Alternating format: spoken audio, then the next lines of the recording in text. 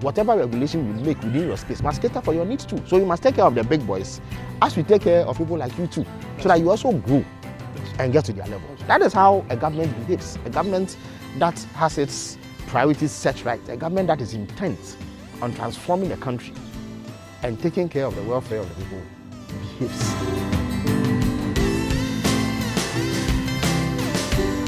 Yeah, this is Authentic Plus TV. Today it's a different dimension, and we are honored and privileged to have with us the Honorable Felix Kwakye Ofosu, the parliamentary candidate for AAK, that is Abura Asebu Kwamankese, and the former Deputy Minister under SY President John Mahama administration. So first of all, Authentic Plus TV congratulate you on you winning the ticket once again to contest for AAK's parliamentary candidate. Thank you very much. Yeah, so can you walk us through a little bit about how your political journey started? Well, it's been almost 2 decades now.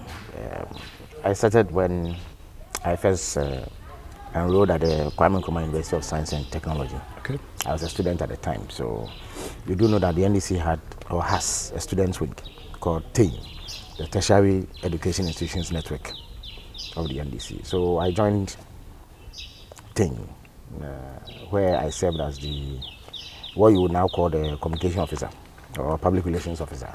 So for I think two terms. So it was through that I honed my political skills and my political interests. From then on, I moved into the communications wing of the party and then joined various other branches up to the point where I'm now the parliamentary candidate of the NDC. So it's been a lengthy journey, but there's still more that has to be done. So I remain committed to the cause. All right. Thank you so much.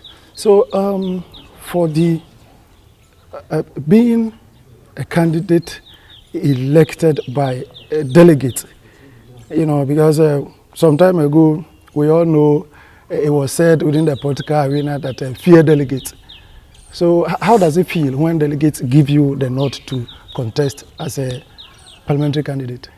Well, it is both a privilege and an onerous responsibility. It is a privilege because there are many people who qualify to serve as MP for AAK. There are many people who have from diverse backgrounds who could do the job.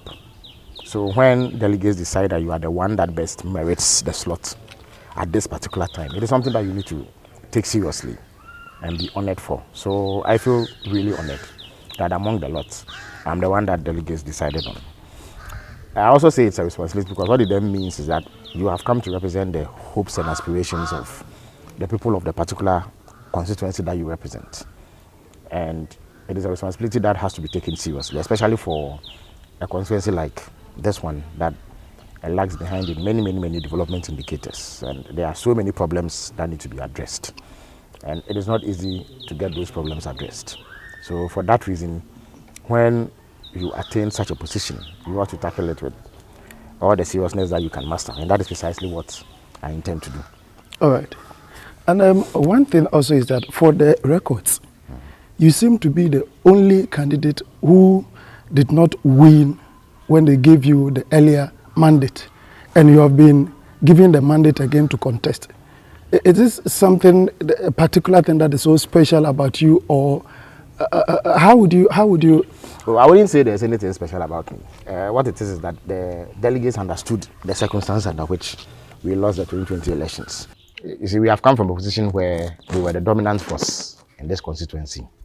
In 2012, our then candidate, who happened to be the MP at the time, the late Anthony Christian Dazi, won by a margin of over 8,000 votes difference. Then in 2016, we lost with a new candidate, Professor Hayford, by a margin of over 1,700. What had happened in between is that some internal wrangling had beset the party, arising out of disagreements that came out of the parliamentary primaries of 2015. So the challenge then was to bridge the gap or the widening gap that had emerged within the NDC and forge a united front in order to confront the MPP. So I did my best in the circumstance, but it does appear that we fell short by a very slim margin. So I lost by just 176 votes, which is smaller than the smallest polling station numbers we have in this constituency. Now, after that, delegates then saw that we had put in such tremendous effort because we had come from quite a significant deficit of 1,700 and over votes to close the gap that much. And therefore, it was only wise to maintain the ticket that we sent to 2012 so that we build upon the gains that we've made. And there's every indication that this time around we are going to be successful. So delegates just did an analysis of what the best outcome will be and what the best front will be that needs to be presented for the elections. And they came to the conclusion that I was the best person who fits the bill at this particular moment. So it was born out of a reasonable calculation, a reasonable analysis of the situation on the ground. Yes. Talking of internal wranglings and disagreement, would you say that now you and your candidate, your contestant, the professor, are you at peace or? Well, we were never at war. Okay. It was just a contest. In any contest, there are verbal exchanges. Sometimes there's a tense atmosphere. But I don't know whether you were around for the premises of Abura. But if you were there, you would observe that it was a peaceful run. There was nothing untoward. There was nothing to worry about. We had a very peaceful program, at the end of which I emerged victor. And in my acceptance speech, I made it quite clear that that victory was going to be put behind me immediately, and then I was going to work towards ensuring that there is peace and cohesion. Since then, we've taken steps to ensure that whatever differences may have arisen have been patched. And as I speak to you, I'm not aware of any division or friction that should hinder our progress towards 2024. That's very good. So now let's come to AAK specific. The issue to do with road networks. Sure. Personally, I have been to Kwamankese, from Kwamankese to Jabankrom, back to Abura, to Putubiu, to Asumdre. And then most of the destinations or the communities, it's very difficult assessing the communities because the drivers don't want to go. And if they are going to, they charge you extra. So you can deduce that this distance is very short, but then the charge is very high, with the argument that very soon they will be going to the, the mechanic to actually fix their cars for them. Now that you are the parliamentary candidate, if the whole constituency give you their support to win as a member of parliament for AAK, how are you going to address the road networks? Well, first, you need to understand why we are so underdeveloped and why we've been left behind. And the reason is simple. It is just that we've been underrepresented. The quality of representation that our current MP is offering is far below expectation. Because when you compare AAK to the neighboring constituencies, you go to Cape Coast North, well, you may say that Cape Coast is the capital of the Central Region, so it is natural that they may get a lion's share of development. But there's also Infantiman, which in terms of stature and standing is not that different from AAK. But you go there and see the kind of roads that they have. They have asphalted roads. We do not have a single asphalted road in AAK, not one. You go to Asen South, with which we share a border. They have asphalted roads. You go to Asen North, Asen Central, and other neighboring constituencies. That has come about because those constituencies have prominent representatives who are able to shine a light on the developmental needs of their constituencies. They are able to advocate such that whenever the national cake comes to be shared, a portion of it reaches them. But ours is simply unable to do that. He's become muted in parliament. Nobody hears of him. He's not able to champion the cause of the constituency. He's not able to even highlight the problems that we face. So the first and fundamental problem is the lack of prominence of this constituency. The fact that people are simply not aware of what our problems are. And the first responsibility of a representative such as an MP is to ensure that those who make the decisions and those who allocate national resources are aware of the problems that the constituency faces, because the national cake is limited. And the ideal situation will be for it to be shared equitably. But that is not the case in reality. So it takes a bit of effort to push in order to get a bit or a slice of the national cake. But our MP is simply unable to do so. And that is how come we are so far left behind. But that is about to change. That is when the good people of AAK do me the honor of electing me as their MP. I am going to ensure that there is an intense focus on the needs of this constituency to attract the necessary response. And you will see that there will be a significant change in the way that things are done. And next time you visit, when I'm MP, you will find that we will not have as many poor roads as we do now. And that is going to be one of the things that I would make a priority. It is a major problem. There is not a single motorable road beyond the one that passes through Asebu to Yamansa, right through to Abodunkwa, into Asen North. And then there's one that comes from Mankesim, right through to Teti to Asen North. That is about the only road that has received some attention. But all the rest are not tarred. Many of them, or most of them, are not motorable, as you yourself noted when you were going around. So it is a major, major, major challenge. But the central government will simply not come and do it because the roads are bad. They will do it only when they are aware or there is sufficient pressure from the representative of AAK for it to be done. And that is exactly what I'm going to ensure that it is done. That is exactly what he's going to ensure that it's done. Now, let's look at tourism. The Minister for Tourism, Honorable Mohammed Awal, has projected by 2025, they are projecting around $5.2 billion, by which time they would have surpassed the revenue generated by oil, gas, and gold. So oil and cocoa. So that is his estimation. And then when you come to AAK, down from either if you are moving from Mankesim or if you are moving from Yamransa, tourists with their tour guides pass through AAK and go straight to Asilmanso Slave River. When we have Asebu Kwamankese sword site, where we have his fish pond, very historic, we have his treasury, and then we have a rock that he pointed hole in it, is left idle. Nobody is aware of it. You go to Kwamankese, Asebu Kwamankese castanets, heavy rocks that he used to play, ritual as we call it. And then within the same Kwamankese, we have these three giants, Oburuman, Kuma, Osun, and Odepeja. They are graveyards.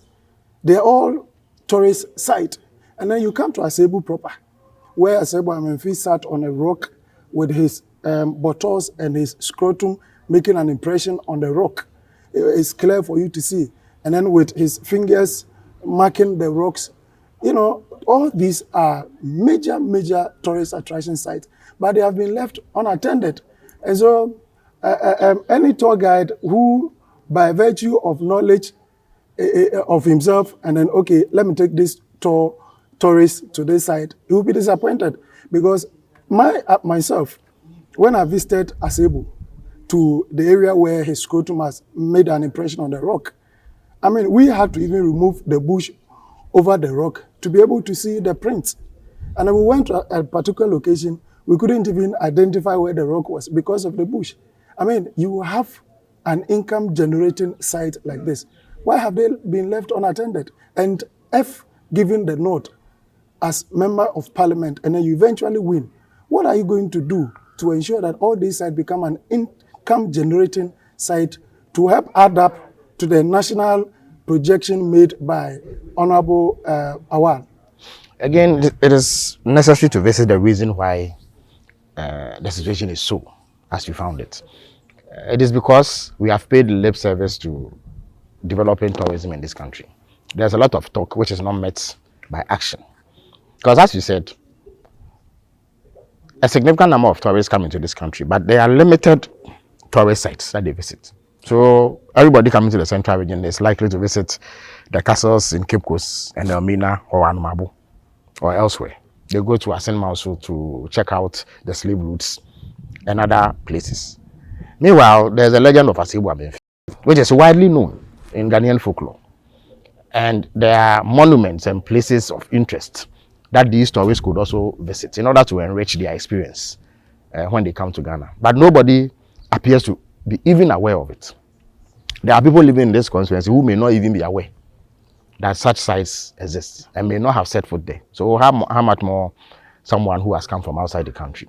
So the first point of call is to ensure that people are aware that such a site exists. So you give it publicity, and then you develop the site such that it is interesting for people to come and see what it is that you have. Barring these two things, there's no way that you can attract any form of tourism. So the status quo simply is not working and has to be changed. Again, if our MP was up to the task, it should not be difficult to engage the appropriate authorities to pay attention to these tourist sites. But he simply does not have the capacity to do so. When I am elected, I am going to ensure that the needed attention is brought to these sites, because this is a community that has, as one of its biggest problems, unemployment. So that sector is an area where a few people could be employed in order that they earn some sustenance or income to fend for themselves and their families. There are a number of agencies in Ghana that have the mandate to look after these sites. And once you engage them and have the necessary dialogue with them, they will see the need to pay some attention to. So it is something that I will pick up in order to bring up the knowledge that people should have about these tourist sites and develop it to a level that is appreciable and meets the expectations of those who come to visit.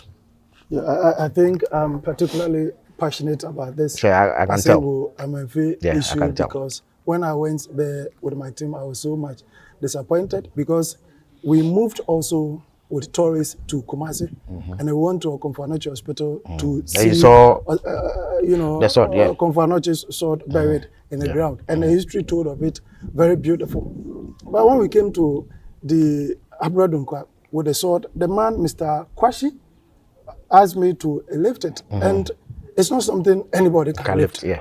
So the history there is, I don't want to say they are at par, because they should be at par. I mean, they are all legends. So then why is it that, and then with this treasury, there is a lot to be told just at one location. Yes. So I think for this one, I mean, it's just a lack of publicity. So you need to have a way to market it, publicize it, let people know what it is that all this is about, and develop the interest to come visit the place. So that by doing so, you also earn some revenue that you can put or plow back into the development of the constituency. That's it. And then we also have another legend by name Felix. Yes, also that's just behind me here. That's just behind you. Yeah. So I think I would appreciate, and then in our next visit, as you have said, by which time you would have been given the MP fully, and we'll come and congratulate you, and then maybe some few months after, we wouldn't give you years.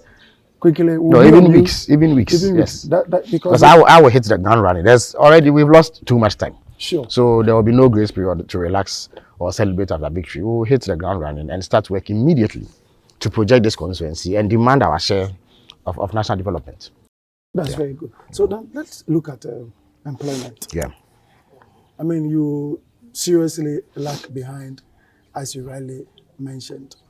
But then there are other people too who are doing something for themselves. When I visited a location like Jabankrum, they have this gari processing, joint that people come with their cassava, and then they come and mash it there, and then, as it were, do the frying and all that. What they need is this machine that will actually mill the cassava for them. I've also been to Odumano, the oil, red oil, and then palm kernel oil. They're also doing well. And then just yesterday, I spoke with one man who is also into rabbit rearing. And then he even dresses them for sale, sell the live, rabbit, and then also do the grilling at events. I'm sure there are other people and other artisans within the constituencies that need support to be able to get to a proper level to also employ, and by way of, keeping the employment going very high. When you are giving the nod, how are you going to, support the artisans if you do appreciate their role? Of course, it's about resource allocation, really, and how the issue of unemployment features prominently on the agenda of government. There are many, many employment opportunities. To begin with, you need to understand what those opportunities are. We have a very interesting situation in this constituency where a large section of the population are into fishing, as you can find when you visit the coastal areas like Muri. And then the rest are also into farming because there's arable land, vast arable land that can be cultivated. These two are the main economic pillars within the constituency. So there are opportunities in these sectors.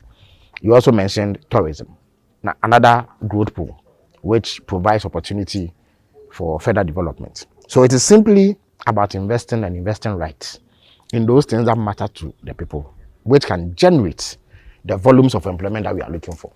So there are hundreds, if not thousands, of people involved in fishing at Mori, which is a fishing community. So how can you help them with inputs in order to ensure that their work is sustainable and that they derive the necessary income to be able to fend for themselves and their families? That's the first point. So when we were in power, we used to do that. Outboard motors, premix, and all the nets, fishing nets, and others that are required to be able to enhance the work of the fisher folk.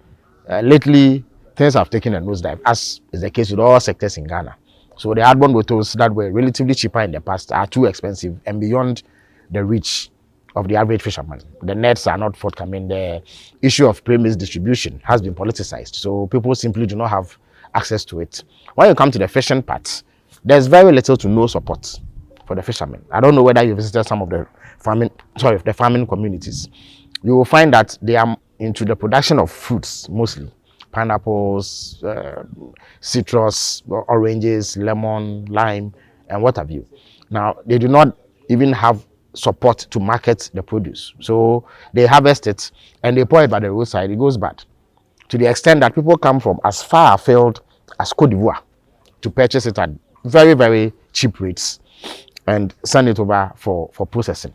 We do not have processing plants around here that can convert these fruits into finished products for consumption, which in the process would generate employment for the youth of the area. So one way to do that is to invest in the traditional growth areas, fishing and farming. And then there's entrepreneurship, which you have just described. Those who are not able to go into farming or the farming value chain up to the processing level, or those who are not interested in fishing, can also venture into self-employment by way of entrepreneurship and invest in any product that they think can move and fetch them some revenue. But these are things that have to be properly coordinated and planned for, and the necessary resources allocated. But that does not appear to be the case here. There's a general problem of unemployment in the country, and we have been very, very badly affected. There's hardly any form of employment activity around here. The micro, small to medium scale enterprises that you alluded to, the palm oil processing plants, the palm kernel oil processing plants, and the others are listed all over the constituency, but they are done at very, very small micro levels, which does not provide the sort of capital base for expansion in order that we have a considerable number of people employed in it. So the challenge is how to find some resources to assist these entrepreneurs expand their businesses or create even more entrepreneurs, so that whereas the traditional growth pools are churning out the productivity and value that we require and the employment that we need to be generated, the entrepreneurs or the small to medium scale enterprise also thrive, so that together we then have a situation where the economy of this constituency grows, and in the process the living standards of people also grow in correlation. That for me is a major challenge, and it's something that I intend to pursue vigorously. But as I said, it all boils down to being able to articulate and project these problems for attention. At the moment, we do not have the means for that to be done, and I intend to plug that gap. When you go to places like Winneba, Elmina, and others, you have people setting up plants. People setting up processing plants. We need a similar sort of investment in AAK, and I intend to work very, very hard in partnership with all stakeholders to ensure that this happens for the benefit of the constituency and the youth, who are my top priority, because at the moment they do need a lot of help, which is simply not forthcoming. Yeah. Then this one, let's briefly look at also health. As I am told that during the era of Mahama, your boss's administration, they were able to put up about 18 chips compound. That is true. And also one E-block at Mori. That is true. So do you think that is enough, or you still need more? Well, it's certainly not enough. We have 5 secondary schools in AAK. The most prominent amongst them is the Agubemboya Zion Senior High School. Then there's the Mori Senior High School, which was built by the Mahama administration. There's Abbas. What do you call it? There's one at Abakrampa, one at Abodunkwa. And these are schools that have capacity to absorb the numbers that we produce. We are not a heavily populated constituency. So the schools that we have in terms of the senior high school level, there's also the Aswanse Technical Institute, which is the oldest of its kind in West Africa. Now these, as far as I know, have the capacity to absorb the numbers that we have in terms of junior high school products, but they require some expansion and some support to be able to play that role. At the basic level, we have the problem of schools under trees, dilapidated structures, and what have you. I mean, some of them are in extremely deplorable shape and do not qualify to be called schools. These are things that need to be addressed, but unfortunately, the willingness to do so does not appear to exist. If I have the opportunity, this is something I will highlight and insist that investment is made in order that our children will have decent places to attend school. When you come to health, there are a few health centers and CHIPS compounds, and then we have a district hospital, which requires some upgrading. To be honest with you, I am not satisfied with the quality of service delivery. Of course, the healthcare professionals, they are doing their best. But within the constraints of limited resources, limited space, limited facilities, you expect that they will be stretched to their very limits. So the answer to that is to ensure that the place is modernized. And I would canvass strongly for Abodunkwa District Hospital to be upgraded to merit a proper district. Because when you compare what we call a district hospital in Abodunkwa to what exists elsewhere, you find that there's a huge gulf, and that gulf must be bridged. You must come up to the level that it is positioned properly to be able to serve the health needs of the people in this district. And then there are a few CHIPS compounds, most of which was provided by the NDC administration. Sometime in 2019, 2020, I assisted some of them with some facilities, hospital beds and hospital equipment, but it is simply not enough. There are a few health centers. There's one at Abakrampa, where I come from, which also requires some support and upgrading. So yes, there are problems in every sector. There are problems in education, problems in health, and any other sector that you can think of. All of these sectors need to be enhanced. All of these sectors require massive investment, at least to the same level that constituencies surrounding us receive, if not more. And I will make it a major project to advocate for these things and give it as much publicity as possible so that it comes to the attention of those who have to make the decisions to address these problems. Right. Also, in partnership with public-spirited organizations, individuals, NGOs, and what have you, I will also see what to do. At the moment, I'm engaged with a few of them to provide some amenities in some communities. There are some that I have done already, but I intend to do more in order that in my own small way, I'm able to assist, even as the larger financing that needs to come from central government also comes to augment what we already have. Okay. Yes. That's nice. I was actually going to come to when you were a deputy minister, your personal contribution that you did, because you weren't an MP.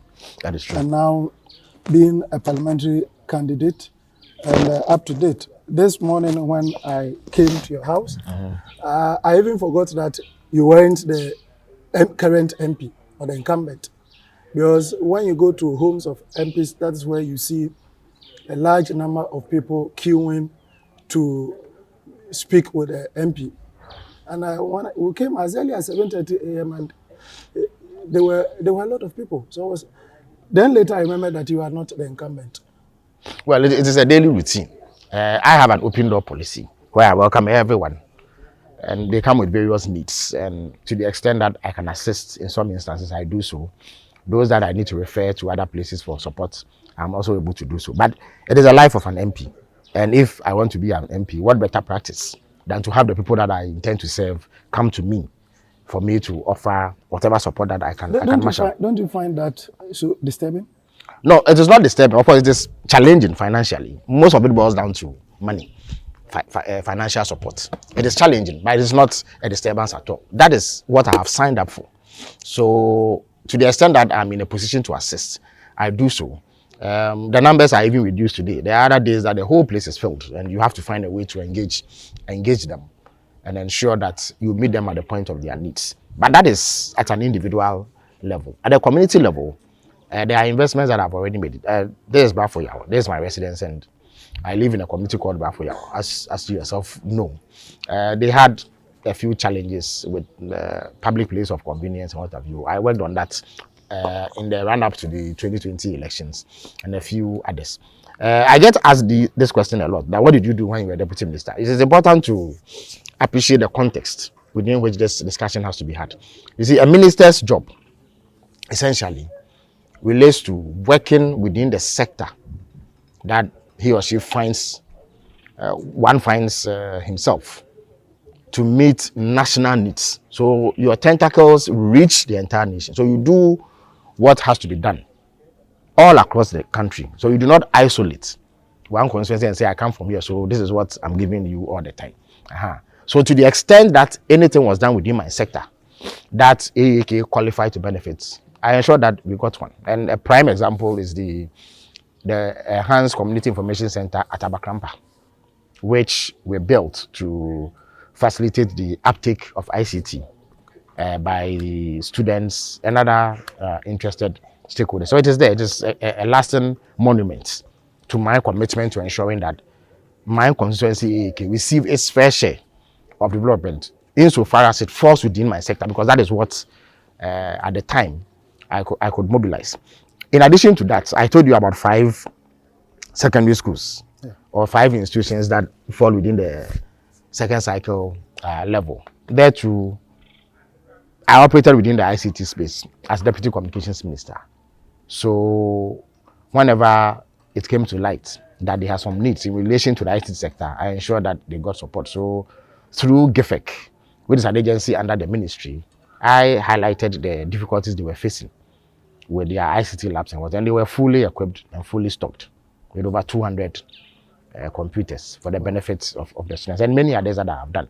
Once I also expressed interest in becoming MP, I did a lot. I spoke to you about the donations that I've made to the various CHIPS compounds, hospital beds, hospital equipment, and many others. And then there are 265 communities in AAK. Everywhere you go, there's a legacy that is attributed to my name. Wow. Either places of convenience, their backgrounds. In all the 265 everywhere you go, they will tell you about something that I have done there.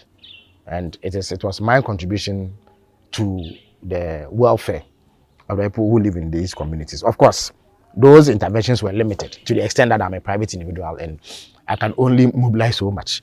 But once I become MP, the frontiers will be expanded. Sure. And then I'll be in a position to ensure that we attract even more investment into these communities. So it's something that I'm very conscious of. Okay. And I take quite seriously. All right. Yes. That's very good. Yesterday, there's a grapevine something. Sure. I was at a roasted corn joint, and there was a little debate, and you were the topic of discussion. I see. That's interesting. And, the way somebody that you know, Okay. Listowell, I'm sure you know him. Oh, yes. The He's a key supporter of mine. He's a Oh, key really? member of my campaign team. Oh, okay. Yes. Because the way he spoke to the understanding of the people to calm everybody around the place, that they should, repose their confidence in you. I was kind of surprised because I was standing and I was looking We're observing, on. yeah. You are one of the finest communicators in the country, and one of the best, I must, confess. Your communication team within AAK, how do you intend to support them to become a better version of yourself? Oh, of course. They are very talented young men and women who are dedicated to the cause of the NDC in this constituency, and they are members of the constituency communication team. Of course, they work under the regional communication team, so there's a structure that needs to be followed. Any support or help that we give would have to conform with the policies of the party. So we cannot act outside of the system and structure. And I myself play a key role in the communications outfit of the NDC. I do a lot of training and capacity building. Only last Thursday, I was in Accra to take members of the Greater Accra Regional Communication Team through some form of training. I do that all across the country. I do that in the central. I've done that in the central region and elsewhere. So I'm in regular touch with the communicators of this party, and to the extent that I'm able to extend some help, I do that periodically. Like you said, Listowell, he is a brilliant, one of the most active and dedicated and committed members of the communication team, and he represents us regularly on radio and TV in the region. So I am not surprised that he had the capacity to dispel any unfounded notion that somebody may have peddled about me, or correct any misimpression, or educate members of the constituency on what the NDC stands for, what my policies are, and what it is that we'll be doing. But the communication team is a valuable component of our efforts to win this constituency, and they continue to work hard, and they continue to receive the support from us too. All right. Yeah. Thank you. At this point, you have highlighted some of the achievement was in government and as a deputy minister. What were some of the challenges was a minister? Oh, of course. The first challenge, of course, is that we do not have the sort of resource envelope that we would have liked to have in order to meet all the needs of our people. So we are a developing country, so there are natural challenges that every government faces in this part of the world. But the trick is to be able to deploy what little resources you have in a manner that is most beneficial to the people. That is the difference between a good government and a bad government. When we were in government, we were focused on making investments that impact people directly. Investments that stand the test of time. We are not interested in shallow politicking. This government already believes in shallow politicking. So they go about reciting a lot of slogans that mean nothing. And they pump money down the drain, just so that when elections come around, they will be able to sing slogans. But when you delve deep, you find that it is very shallow. It does not touch the heart of the problem. It does not resolve the problems. And in many cases, it actually worsens the problems. Look at what they've done with education. They came singing songs, free SHS here, free SHS that. But it was so poorly planned, so poorly targeted, that even though they say they've put money into it, the outcomes do not match the sort of investment that they say they've made. Look at the overcrowding. I have nephews. Unfortunately, my children are young, so they are not at SHS level yet. But I have nephews and nieces in secondary schools across Ghana. And whenever I visit them, you see the deplorable conditions under which they live. You know, the overcrowding, the very irregular and erratic academic calendar. They go to school for 3 weeks, they come home for 3 months, sometimes they go to school for 2 weeks. So it is all haphazard. It is all, what do you call it, out of gear. There's no proper structure to it, and what have you. Then they intimidate school heads. School heads are not allowed to complain or voice concern about the problems that they have. You know, so the policy making is ad hoc, it is partisan, it is geared towards winning votes, rather than building an education system that stands the test of time. But we were more committed to doing things that will stand the test of time and ensure that when a Ghanaian student comes out of school, he is competitive. You know, he can rub shoulders with any other product of any school anywhere in the world. That is what we dreamt of establishing in the country. We began to make the investment right from basic to tertiary level. But this government believes more in shallow political and sloganeering. So you find that our education system has taken quite a dip. You go to health, NHIS, they don't pay the money.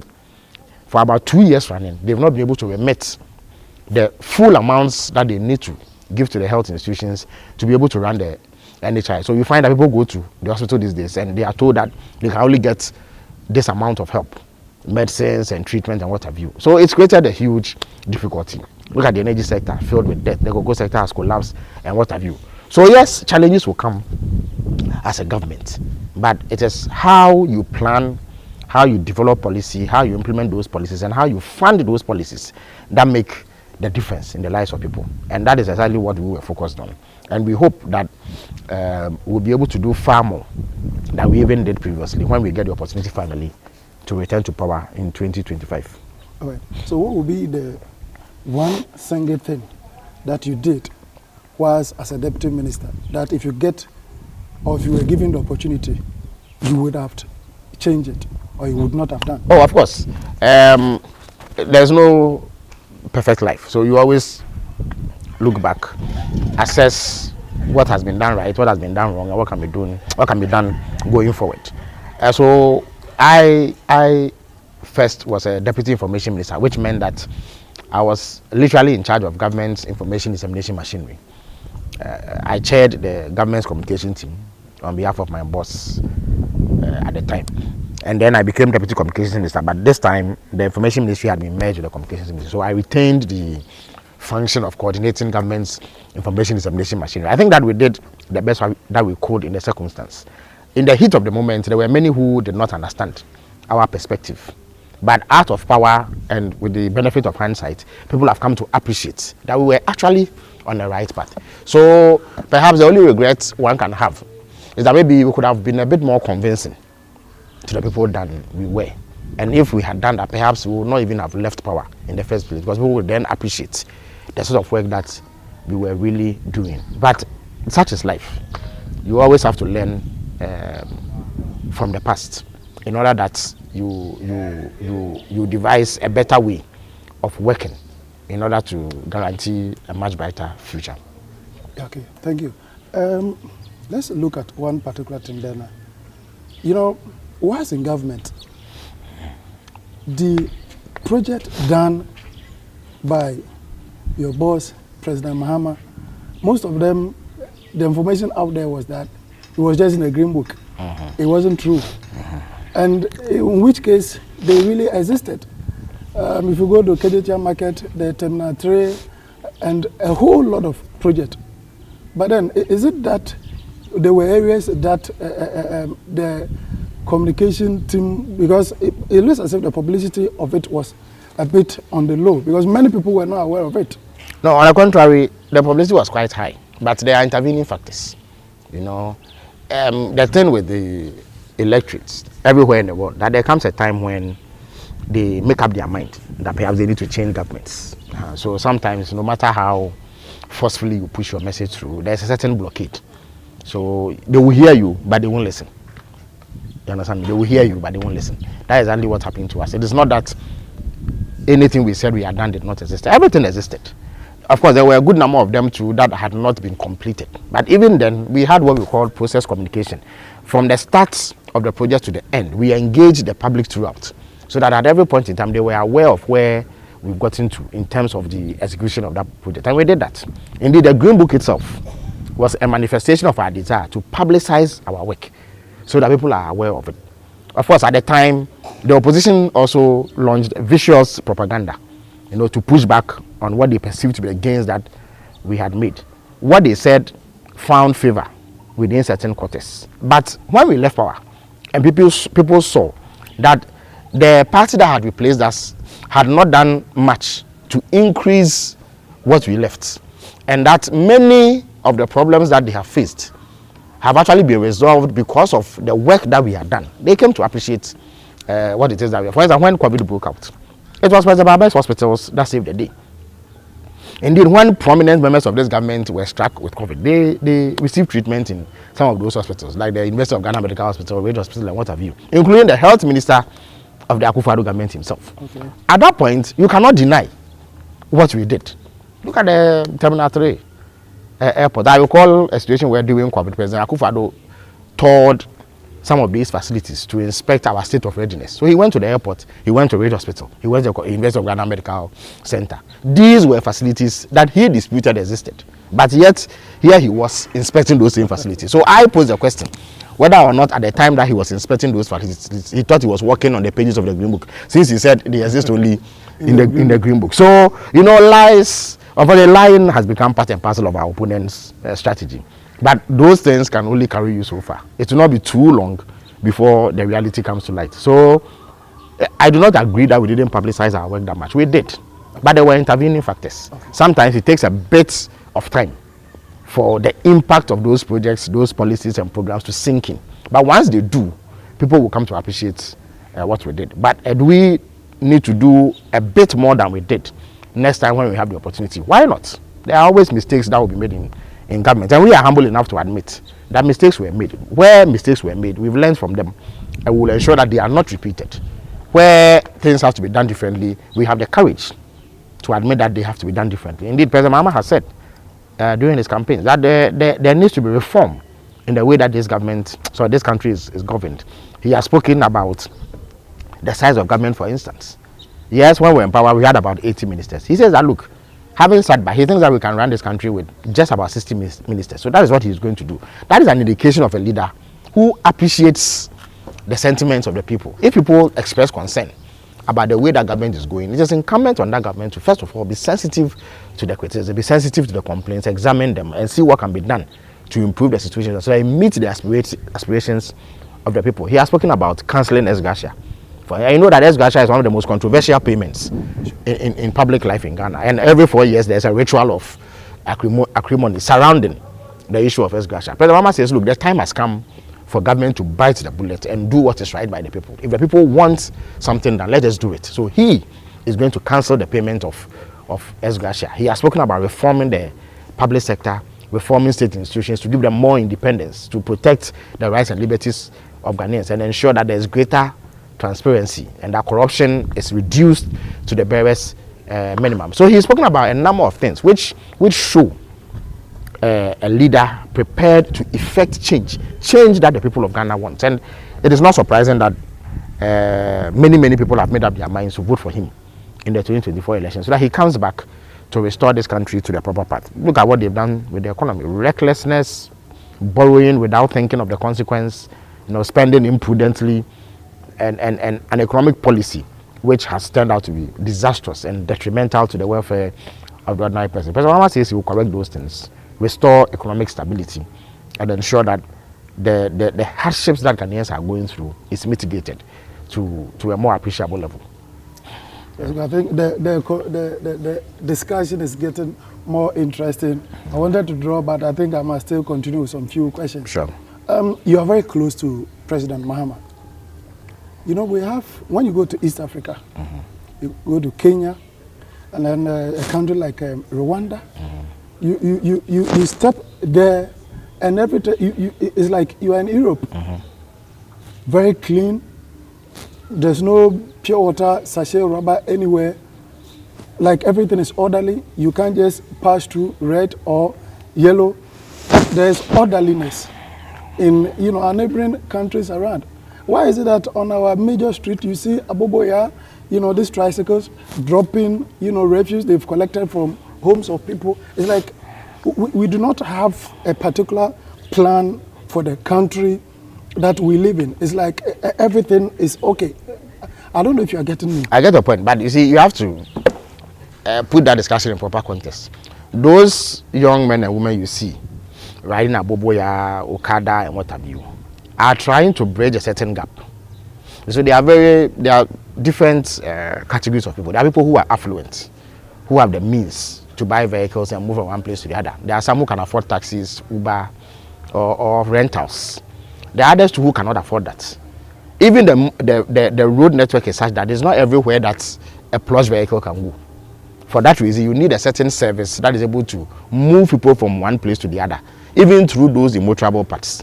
And that is a bridge that the Okadas of this world and the Aboboyas of this world come in to resolve. What I understand your question. Okay. The other issue too is that there's economic activity, which also is stratified. It is broken down into various what do you call it? Strata.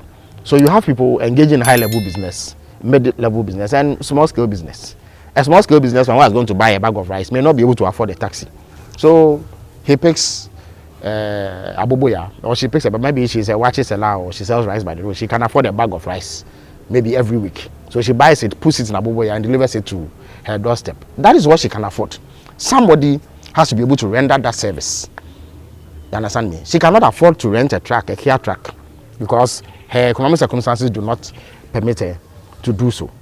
So the challenge for government is to be able to regulate this such that it meets basic minimal safety standards. Once that is achieved, there's no difficulty. If you go further up north, you go into Burkina Faso, Mali, and what have you, they have so many of these bicycles and tricycles. If you go to India, you find that they have a lot of tricycles, and you see them in their movies and their telenovelas all the time. Sure. So it is not something that is detrimental or inimical to the well-being of our country. It is just that we've not regulated it well. That is why we captured it in our 2020 manifesto. Now the APP mocked it because they do not understand the plight of the poor man. They think everybody is in a position like them to amass wealth illegally and live affluent lives. There are people who struggle to make ends meet. The Okada rider, many of them are secondary school products who do not have any other option than to engage in that kind of activity to make and to fend for themselves. Some of them, through the Okada service that they render, are able to take care of their families, parents, siblings, and others who are reliant upon them. How do you address this problem without giving the person doing so an alternative? So that if you do not have the alternative ready to give to that person, why do you go and deprive him of a source of livelihood simply because you want to plan your city a certain way? You can plan the city around these activities until such time that you are able to give them an alternative that is attractive enough to remove him from wanting to be an Okada rider to do something else. That is the challenge, and that is what we sought to address when we put in our manifesto what we were going to do for the Okada rider. So every city in this world that is well planned is driven by regulation, but that regulation must be sensitive to the needs of the people who live in the community. You cannot do regulation simply because so Accra has to be nice, Cape Coast has to be nice, Brafia has to be nice, so all Okadas should leave the street. What happens to the hundreds of young people who depend on Okada for a livelihood? Yeah. How about ensuring that first of all they have motorcycles or motorbicycles or what do you call it? Tricycles. Tricycles that are properly engineered, that are safe. How about ensuring that they have adequate protective gear? They have helmets, they have what do you call it? Safety attars and what have you. They are licensed, you can track them, there's a database that you can use to follow up if there's any issue or what have you. How about demarcating specific lanes for them to operate? How about regulating their charges to ensure that they do not exploit their customer base and what have you? That is what you do as a government. But you don't sit in an office, an air-conditioned office, paid for by the taxpayer, and by the stroke of a pen, deprive tens of thousands of young people of their source of livelihood when you yourself have not been able to fend for them. You spoke to me about unemployment. What is a young man supposed to do when he has come out of school and does not have any source of livelihood? So he finds that, oh, this is a service that people want. There's somebody who wants to hop between Brafoya and Abrodunkwa. The person cannot afford a taxi, or the person is so late that he cannot wait for the next vehicle to come, but he is available at the junction. So let me hop onto this and go and pay you some 5 cedis or 10 cedis and get to my destination. How to ensure that that is done safely is the challenge.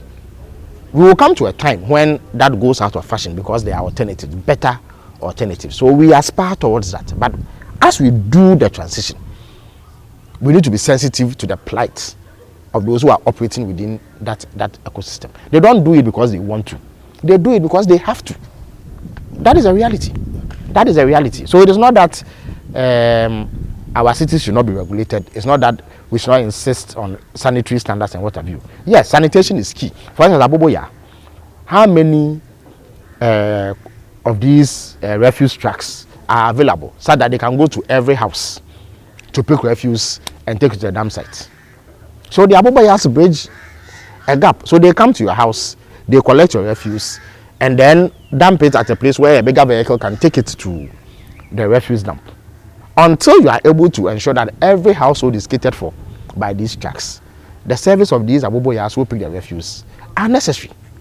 The challenge, as I have indicated, is to ensure that they do it within safety standards that are acceptable. Once that happens, I don't think that there should be a difficulty. Okay. But as we grow, as we develop, they will be phased out and we move to the next level of technology in that particular space.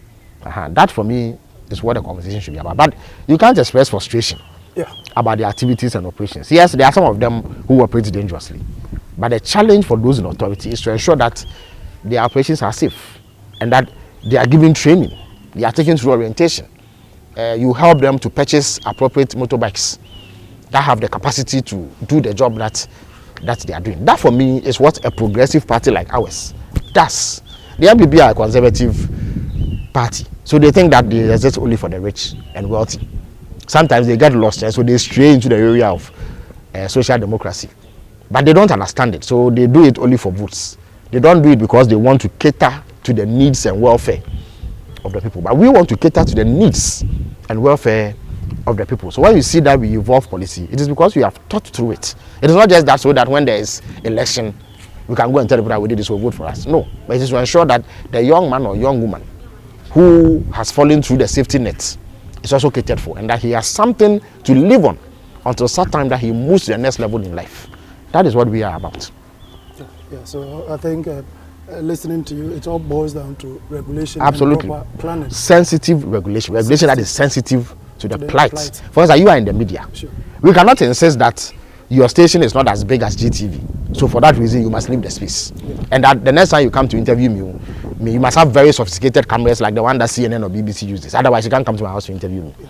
That is essentially the argument that some people are making in relation to the Okada boys.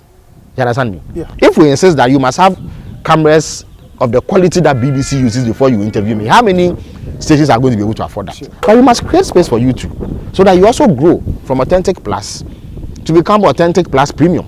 So that now you also have a beautiful studio that can compete with the TV3s of this world and GTVs and Metro TVs of this world.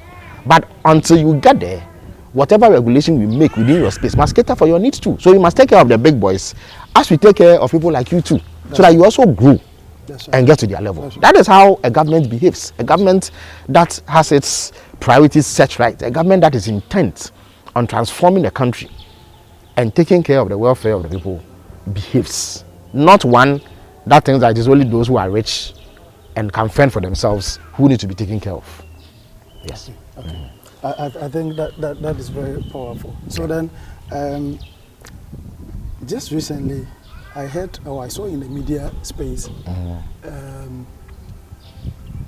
the sugar factory at Commander is an albatross, I think by KT amount. What do you make of that statement? It is no albatross. It is that this government is not interested in carrying on from where we left off, because perhaps they think that we will get the political products for it and that it will vindicate our position. It is simple. Sugar importation is a major drain on our foreign exchange position. It is one of the reasons why our currency continues to depreciate, because it contributes to a large volume of import. There's no country that imports items to the level that we do that have a stable currency. When you see that the currency in Japan is stable, the currency in the US is stable, in the UK, it's because they do not need foreign currency to import much. But we are so import dependent that whatever little foreign currency we get must go into importation. So we are always chasing after foreign currency to import. And the more you chase the foreign currency, the more your local currency drops, because you need more of your local currency to change into foreign currency to import these items. So sometime in 2014, you recall that President Obama went to Parliament and said that there was a need to address this issue of excessive importation. Sure. And so he was going to ensure investment in critical areas like sugar production, rice production, poultry production, and what have you. So he started with the sugar import substitution. And if you have a factory here that produces significant volumes of sugar, it reduces the level of imports that you have. In the process, it generates employment for those that the factory will employ. And the farmers and outgrowers whose sugarcane will be purchased to feed the factory. They also are able to generate employment. If one farm has 2 or 3 or 4 people employed on his farm, that is some level of employment. If you multiply that by a number, hundreds of farmers, you have hundreds or thousands of people employed in a gainful economic activity. Sure. So we got money, $35 million from India to set up the factory. Sugarcane grows over 6 months. Some say we should have established a plantation before we build the factory. So when you establish a plantation, the factory took 2 years to build. So when you establish a plantation and the sugarcane is ripe after 6 months, what do you do with it when the factory is not ready? So you need to have the factory before you can begin to feed it to sugarcane. So having a factory and growing plantain over 6 months is not a difficulty. That factory is designed to last for 100 years with proper maintenance. 100 years. So in that 100 years, you can grow sugarcane 200 times. You can harvest sugarcane 200 times because every 6 months you do a harvest. Sure. So the factory was built. They set up a nursery to feed a plantation that was designed to be established. Before we left power, we got $25 million from the Indian Exim Bank, the same place that we got the money to establish the factory, to establish a plantation. In addition to the plantation, we were supposed to help outgrowers. Even there are people in AAK who grow sugarcane. So this whole enclave has people farming sugarcane. Some come as far afield as the water region, western region, and what have you. So anybody who has sugarcane to sell simply negotiates with the factory and set a price that is acceptable to him or her. That was the plan. So how difficult is it for this government to simply have taken the $25 million, establish the plant, and follow through with the plans that we have laid, or adjust it any way that they deem fit to achieve the objective that we all have of ensuring that we cut down on sugar import? How difficult is this to do? $25 million, that's what was required to do the plantation. This government has received in excess of 800 billion Ghana cedis in revenue. That is over $80 billion if you use today's official exchange rates. $80 billion. Out of $80 billion, they mean they could not have taken out $25 million to do this, or even attract an investor who is willing to put in that amount of money, or go for a loan to invest, because it is an economic activity. So you pay for it, it will pay for itself through the sugar that is produced.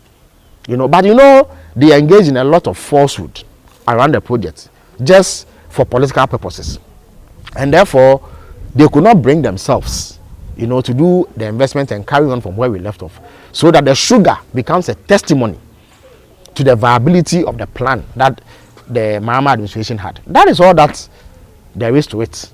I also get the distinct impression that they want to run it down and perhaps sell it to one of their cronies, as they do with state assets. That for me can explain why they are dragging their feet on this, because it's been 7 years now since we left power. I can assure you that if we had won the 2016 elections, it would not have been even a year before we have a thriving sugarcane plantation to feed that factory. And by now, I'm sure they will be producing sugar, which will be on the Ghanaian market for consumption. For consumption, that's okay. The Constitution stipulates that project by previous government must be continued by the successive government, but that is not the case in Ghana. How would you address this? Do we need to have a law that seem to punish any government that left previous government project unattended to, because it's Ghana's money to say it in the first place? You see, personally, I am not one of those who believes that everything has to be legislated. In other words, you have to make a law to compel people to do everything. You understand me? It is only logical, it's only sensible, that when you are a government and you inherit a project that has got to a certain level from your predecessor, you just continue to fruition. Especially when it's a viable economic activity, a viable economic project like the Commander Sugar Factory, which we just discussed. You don't need a law to prompt you to do what is right. You don't need a law for that to happen. But it does appear that there are parties like the MPP and there are leaders like President Akufo-Addo and his Vice President Bawumia, who, if they are not prompted by law, will not do what is right. So President Mahama has said that he will push for the enactment of binding legislation that compels governments to continue projects that they inherit. he has also said that when we come to power, in the first year or two, we are not going to initiate new projects because there are many hundreds or if not thousands of pipeline projects that if completed, we'll be able to meet our needs for now up until the time when it becomes necessary to add on to what we came to meet. So he will do that, invest in ongoing projects, ensure that they are completed. When you do that, you will find that perhaps you may not even need to do additional hospitals or schools in some place because there are some that are stuck in remote areas, in villages, overgrown with weeds and what have you. So we will get those ones completed. Otherwise, we didn't really need a lot to do it. But not everybody thinks like the NDC or President Mahama. So you have to compel people to do what is right. Yes. Penultimately, there's the information out there that when you assume power, you're going to find it very difficult to turn things around.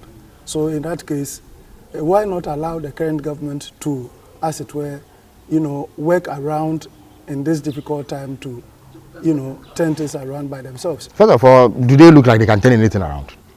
No. If they had the capacity to turn things around, we wouldn't be here in the first place. Because they came to meet a very stable economy. You understand me? So we must examine the claim that they can turn things around. They came to meet a stable economy. When you meet a stable economy, you don't allow it to deteriorate if you have the capacity to turn anything around. It means that you have to build on what you came to meet and do even much better than your predecessor did and left for you. If you cannot do that, the discussion about being able to turn a bad situation around doesn't even arise. You understand me? If you cannot carry twigs, you cannot demand that timber is added onto your head. If I break a twig from this plant for you and you cannot carry it, you cannot ask me to go into the forest and cut timber and bring to you for you to carry. It is as simple as that. They simply do not have the capacity to manage an economy or a country. That is how come things are this bad. When you vote for a government that is as poor or that performs as poorly as this one, you don't renew their mandate. It's as simple as that. When you employ someone at your station, I'm sure that if your performance was not up to scratch, the owners of the station will not tolerate you. If your cameraman cannot capture this interview in the manner that he should, next time they will not send him to capture it, will they? So why should you vote for a government that has underperformed?